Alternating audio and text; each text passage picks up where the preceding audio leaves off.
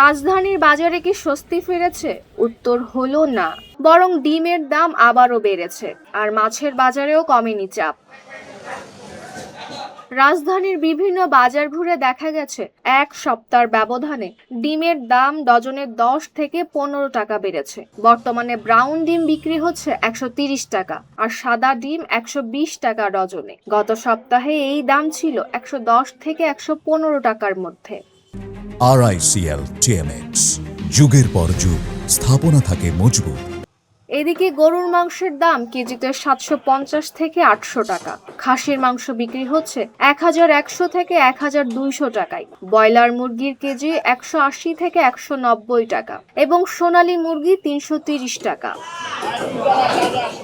মাছের বাজারেও স্বস্তি নেই।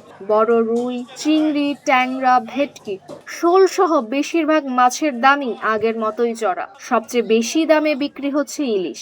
800 থেকে 900 গ্রাম ওজনের ইলিশের কেজি 2000 থেকে 2200 টাকা, আর 1 কেজি ওজনের ইলিশ বিক্রি হচ্ছে 2300 থেকে 2400 টাকায়। ব্যবসায়ীদের দাবি, বাজারে মাছের তুলনায় ক্রেতা বেশি থাকায় বিশেষ করে ইলিশের দাম বেড়েছে। অন্যদিকে ক্রেতাদের অভিযোগ, প্রায় সব ধরনের মাছের দামই সাধারণ মানুষের নাগালের বাইরে চলে যাচ্ছে।